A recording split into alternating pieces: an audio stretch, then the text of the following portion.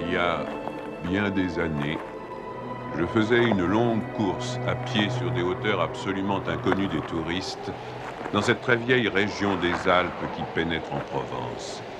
C'était, au moment où j'entrepris ma longue promenade dans ces déserts, des landes nues et monotones, vers 1200 ou 1300 mètres d'altitude. Il n'y poussait que des lavandes sauvages. Je traversais ce pays dans sa plus grande largeur et après 3 jours de marche, je me trouvais dans une désolation sans exemple. Je campais à côté d'un squelette de village abandonné. Je n'avais plus d'eau depuis la veille et il me fallait en trouver. Ces maisons agglomérées, en ruine, comme un vieux nid de guêpes, me firent penser qu'il avait dû y avoir, là, dans le temps, une fontaine ou un puits. Il y avait bien une fontaine, mais sèche.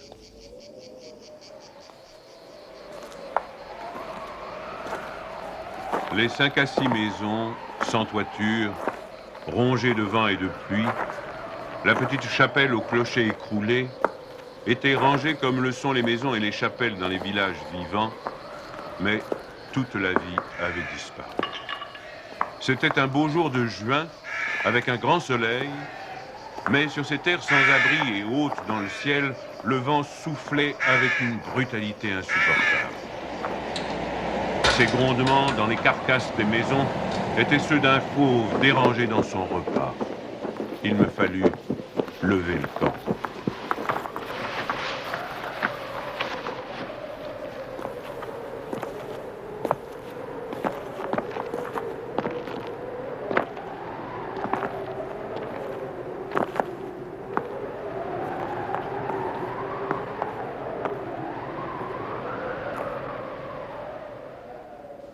À 5 heures de marche de là, je n'avais toujours pas trouvé d'eau et rien ne pouvait me donner l'espoir d'en trouver. C'était partout la même sécheresse, les mêmes herbes ligneuses.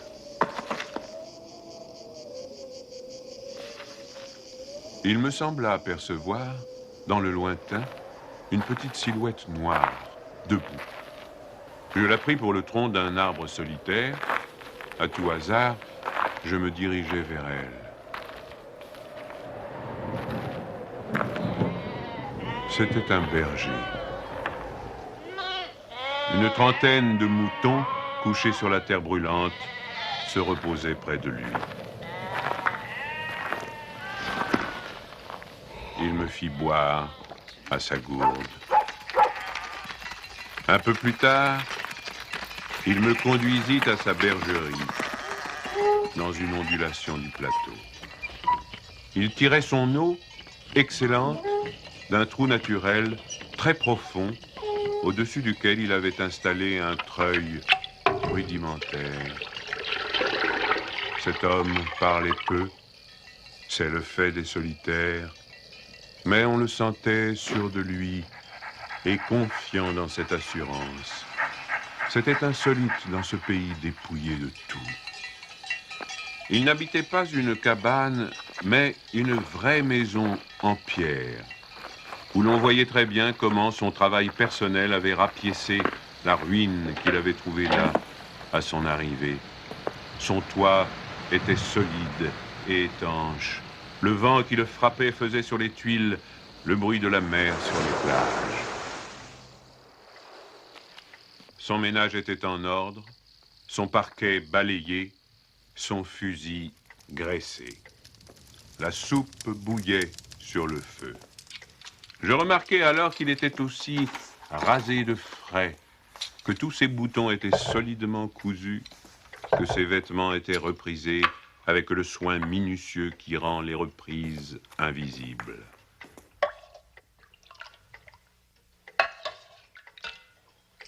Il me fit partager sa soupe.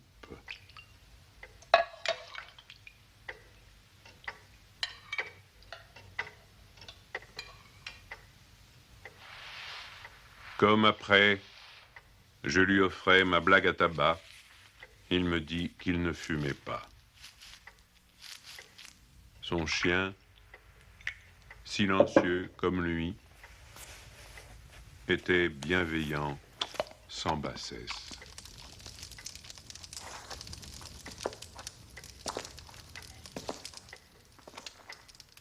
Il avait été entendu que je passerais la nuit là, le village le plus proche étant encore à plus d'une journée et demie de marche. Je connaissais parfaitement le caractère des rares villages de cette région. Il y en a 4 ou 5, dispersés, loin les uns des autres, sur les flancs de ces hauteurs, dans les taillis de chênes blancs, à la toute extrémité des routes carrossables. Ils sont habités par des bûcherons qui font du charbon de bois. Ce sont des endroits où l'on vit mal. Les familles, serrées les unes contre les autres, dans ce climat qui est d'une rudesse excessive, aussi bien l'été que l'hiver, exaspèrent leur égoïsme en vase clos. L'ambition irraisonnée s'y démesure. Dans le désir continu de s'échapper de cet endroit, les hommes vont porter leur charbon à la ville, puis retournent. Les plus solides qualités craquent sous cette perpétuelle douche écossaise. Les femmes mijotent des rancœurs. Il y a concurrence sur tout, aussi bien pour la vente du charbon de bois que pour le banc à l'église, pour les vertus qui se combattent entre elles, pour les vices qui se combattent entre eux et pour la mêlée générale des vices et des vertus sans repos. Par là-dessus, le vent également sans repos irrite les nerfs. Il y a des épidémies de suicide et de nombreux cas de folie, presque toujours meurtrières.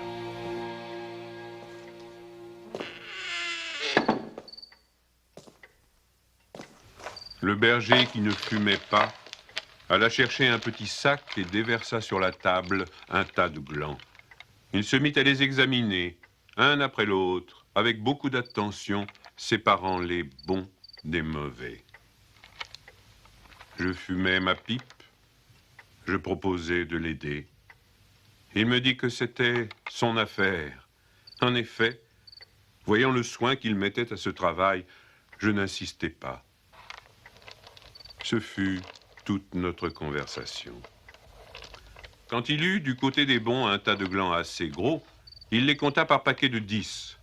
Ce faisant, il éliminait encore les petits fruits ou ceux qui étaient légèrement fendillés, car il les examinait de fort près. Quand il eut ainsi devant lui 100 glands parfaits, il s'arrêta et nous allâmes nous coucher. La société de cet homme donnait la paix. Je lui demandai le lendemain la permission de me reposer tout le jour chez lui. Il le trouva tout naturel, ou plus exactement, il me donna l'impression que rien ne pouvait le déranger. Ce repos ne m'était pas absolument obligatoire, mais j'étais intrigué et je voulais en savoir plus. Il fit sortir son troupeau et le mena à la pâture. Avant de partir, il trempa dans un seau d'eau le petit sac où il avait mis les glands soigneusement choisis et comptés.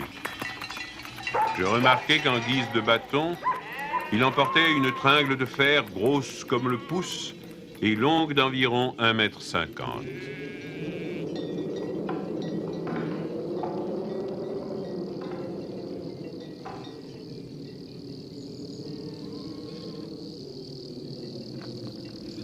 Je fis celui qui se promène en se reposant et je suivis une route parallèle à la sienne. La pâture de ces bêtes était dans un fond de combe. Il laissa le petit troupeau à la garde du chien et monta vers l'endroit où je me tenais. J'eus peur qu'il vînt pour me reprocher mon indiscrétion, mais pas du tout. C'était sa route et il m'invita à l'accompagner si je n'avais rien de mieux à faire. Il allait à 200 mètres de là, sur la hauteur. Arrivé à l'endroit où il désirait aller, il se mit à planter sa tringle de fer dans la terre. Il faisait ainsi un trou dans lequel il mettait un gland, puis il rebouchait le trou. Il plantait des chênes. Je lui demandai si la terre lui appartenait. Il me répondit que non. Savait-il à qui elle était? Il ne savait pas. Il supposait que c'était une terre communale ou peut-être était-elle la propriété de gens qui ne s'en souciaient pas. Lui ne se souciait pas de connaître les propriétaires. Il planta ainsi ses sanglants avec un soin extrême.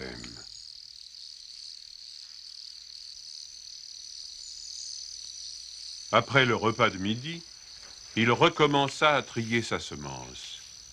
Je mis, je crois, assez d'insistance dans mes questions, puisqu'il y répondit.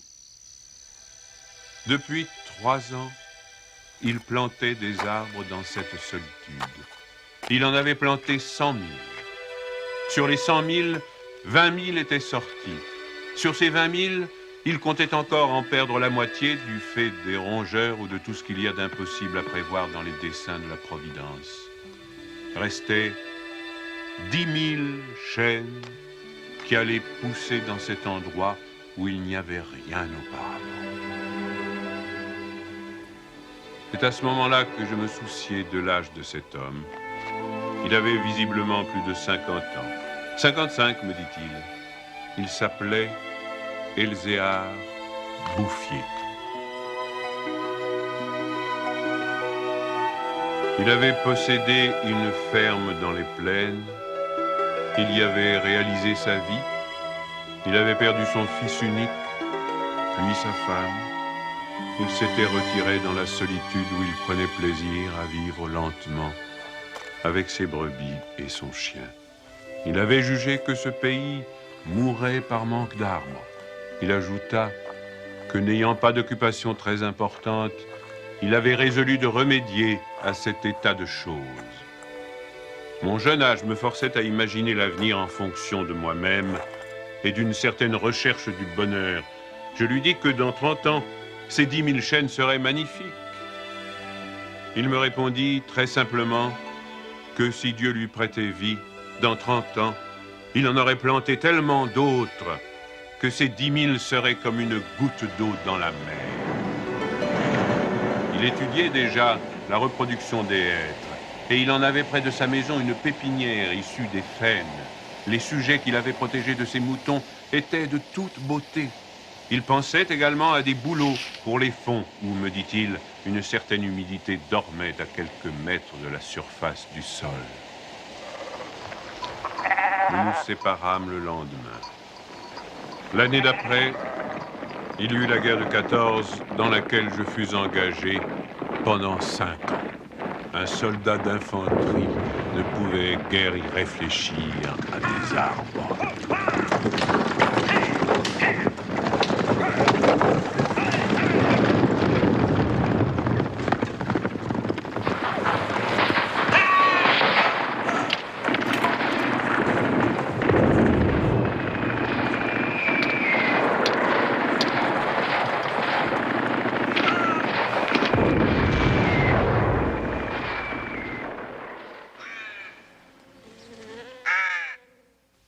Sorti de la guerre, je me trouvais à la tête d'une prime de démobilisation minuscule, mais avec le grand désir de respirer un peu d'air pur. C'est sans idée préconçue, sauf celle-là, que je repris le chemin de ces contrées désertes. Le pays n'avait pas changé. Toutefois, au-delà du village mort, j'aperçus dans le lointain une sorte de brouillard gris qui recouvrait les hauteurs comme un tapis. Depuis la veille, je m'étais remis à penser à ce berger planteur d'arbres. 10 000 chênes, me disais-je, occupent vraiment un très large espace. J'avais vu mourir trop de monde pendant 5 ans pour ne pas imaginer facilement la mort d'Elzéar Bouffier. D'autant que, lorsqu'on en a 20, on considère les hommes de 50 comme des vieillards à qui il ne reste plus qu'à mourir.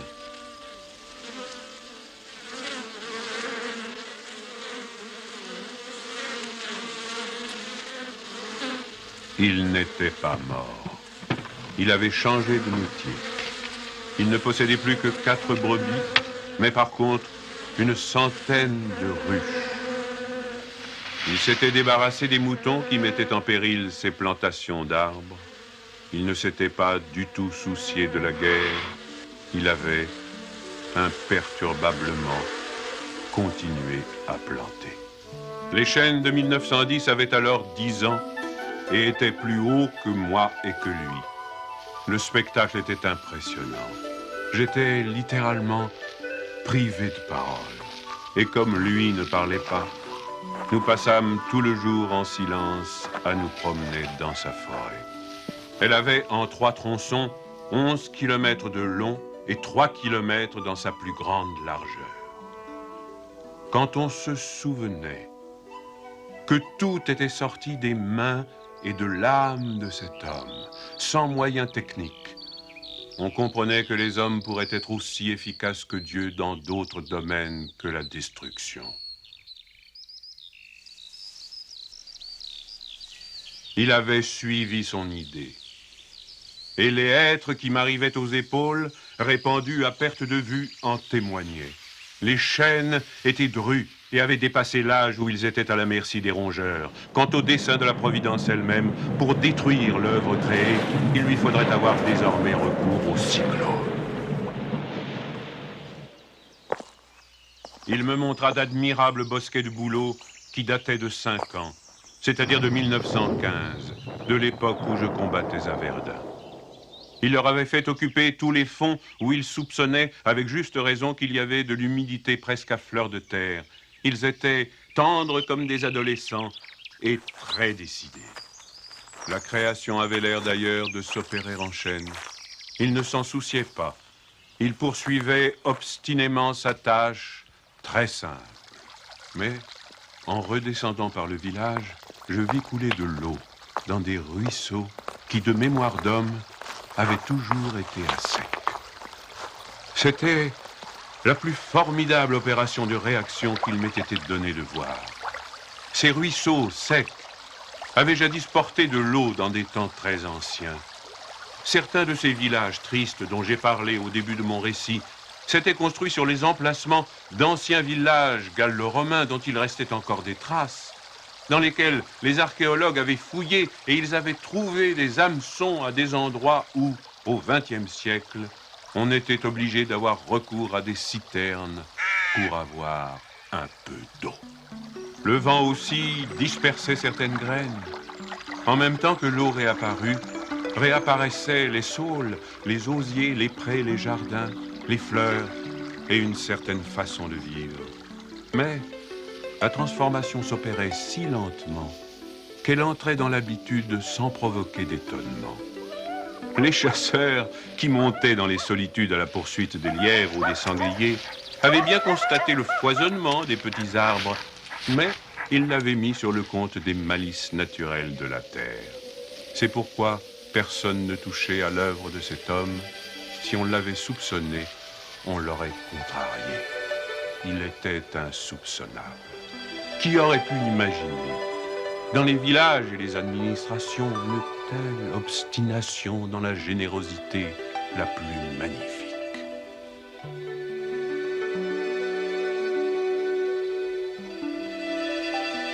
À partir de 1920, je ne suis jamais resté plus d'1 an sans rendre visite à Elzéar Bouffier. Je ne l'ai jamais vu fléchir ni douter. Et pourtant, Dieu sait si Dieu même y pousse. Je n'ai pas fait le compte de ses déboires. On imagine bien cependant que pour une réussite semblable, il a fallu vaincre l'adversité, que pour assurer la victoire d'une telle passion, il a fallu lutter avec le désespoir. Pour avoir une idée à peu près exacte de ce caractère exceptionnel, il ne faut pas oublier qu'il s'exerçait dans une solitude totale. Si totale que, vers la fin de sa vie, il avait perdu l'habitude de parler. Ou peut-être n'en voyait-il pas la nécessité. En 1933, il reçut la visite d'un garde forestier éberlu. Ce fonctionnaire lui intima l'ordre de ne pas faire de feu dehors, de peur de mettre en danger la croissance de cette forêt naturelle. C'était la première fois lui dit cet homme naïf, qu'on voyait une forêt pousser toute seule. En 1935, une véritable délégation administrative vint examiner la forêt naturelle. Il y avait un grand personnage des eaux et forêts, un député, des techniciens. On prononça beaucoup de paroles inutiles, on décida de faire quelque chose et, heureusement, on ne fit rien. Sinon, la seule chose utile, mettre la forêt sous la sauvegarde de l'État et interdire qu'on vienne y charbonner. Car il était impossible de n'être pas subjugué par la beauté de ces jeunes arbres en pleine santé. Et elle exerça son pouvoir de séduction sur le député lui-même.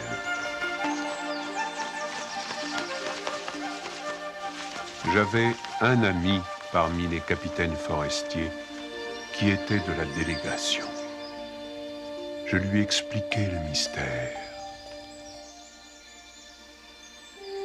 Un jour de la semaine d'après, nous allâmes tous les deux à la recherche d'Elzéar Bouffier. Nous le trouvâmes en plein travail, à 20 km de l'endroit où avait eu lieu l'inspection. Ce capitaine forestier n'était pas mon ami pour rien. Il connaissait la valeur des choses. J'offris les quelques œufs que j'avais apportés en présent. Nous partageâmes notre casse-croûte en trois et quelques heures passèrent dans la contemplation muette du paysage. Le côté d'où nous venions était couvert d'arbres de 6 à 7 mètres de haut. Je me souvenais de l'aspect du pays en 1913, le désert. Le travail paisible et régulier, l'air vif des hauteurs, la frugalité et surtout la sérénité de l'âme avaient donné à ce vieillard une santé presque solennelle. C'était un athlète de Dieu. Je me demandais combien d'hectares il allait encore couvrir d'arbres. Avant de partir, mon ami fit simplement une brève suggestion à propos de certaines essences auxquelles le terrain d'ici paraissait devoir convenir. Il n'insista pas. Pour la bonne raison, me dit-il après, que ce bonhomme en sait plus que moi. Au bout d'une heure de marche, l'idée ayant fait son chemin en lui, il ajouta « Il en sait beaucoup plus que tout le monde. Il a trouvé un fameux moyen d'être heureux. » C'est grâce à ce capitaine que non seulement la forêt, mais le bonheur de cet homme furent protégés. L'œuvre ne courut un risque grave que pendant la guerre de 1939. Les automobiles marchant alors au gazogène, on n'avait jamais assez de bois. On commença à faire des coupes dans les chênes de 1910, mais ces quartiers sont si loin de tout réseau routier que l'entreprise se révéla très mauvaise au point de vue financier. On l'abandonna.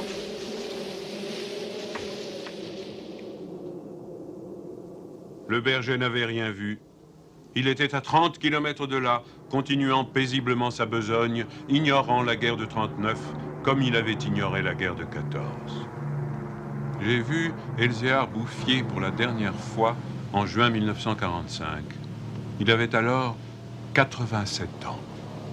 J'avais donc repris la route du désert, mais maintenant, malgré le délabrement dans lequel la guerre avait laissé ce pays, il y avait un car qui faisait le service entre la vallée de la Durance et la montagne.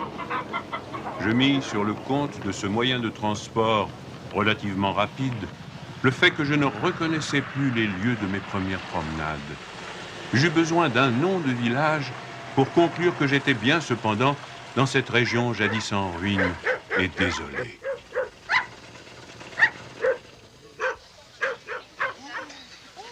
Le car me débarqua à Vergon. En 1913, ce hameau de 10 à 12 maisons avait 3 habitants. Ils étaient sauvages, se détestaient, vivaient de chasse au piège. Leurs conditions étaient sans espoir. Tout était changé. L'air lui-même. Au lieu des bourrasques sèches et brutales qui m'accueillaient jadis, soufflait une brise souple, chargée d'odeurs. Un bruit semblable à celui de l'eau venait des hauteurs. C'était celui du vent dans les forêts. Enfin, chose plus étonnante, j'entendis le vrai bruit de l'eau coulant dans un bassin.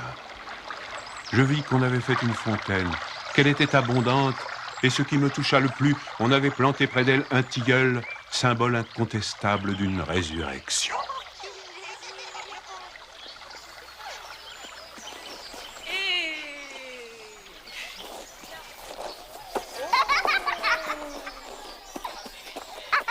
Par ailleurs, Vergon portait les traces d'un travail pour l'entreprise duquel l'espoir est nécessaire. L'espoir était donc revenu. On avait déblayé les ruines, abattu les pans de murs délabrés. Les maisons neuves, crépies de frais, étaient entourées de jardins potagers où poussaient, mélangés mais alignés, les légumes et les fleurs, les choux et les rosiers, les poireaux et les gueules de loup, les céleris et les anémones. C'était désormais un endroit où l'on avait envie d'habiter. À partir de là, je fis mon chemin à pied. La guerre dont nous sortions à peine n'avait pas permis l'épanouissement complet de la vie, mais Lazare était hors du tombeau. Sur les flancs abaissés de la montagne, je voyais de petits champs d'orge et de seigle en herbe. Au fond des étroites vallées, quelques prairies verdissaient.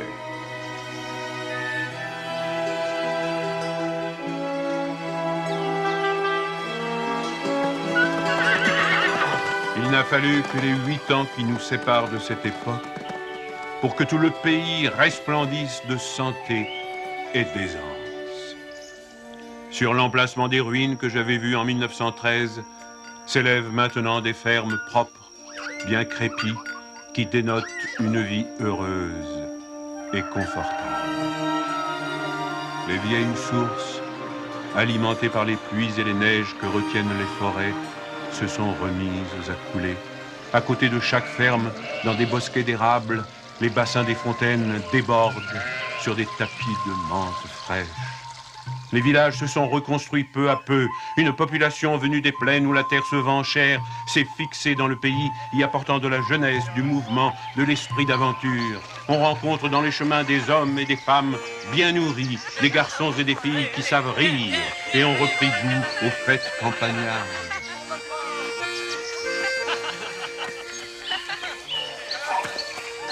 Si on compte l'ancienne population, méconnaissable depuis qu'elle vit avec douceur, et les nouveaux venus, plus de 10 000 personnes doivent leur bonheur à Elzéar Bouffier. Quand je pense qu'un homme seul, réduit à ses simples ressources physiques et morales, a suffi pour faire surgir du désert ce pays de Canaan, je trouve que malgré tout, la condition humaine est admirable. Mais, quand je fais le compte de tout ce qu'il a fallu de constance dans la grandeur d'âme et d'acharnement dans la générosité pour obtenir ce résultat, je suis pris d'un immense respect pour ce vieux paysan sans culture qui a su mener à bien cette œuvre digne de Dieu. Elzéar Bouffier est mort paisiblement en 1947 à l'hospice de Banon.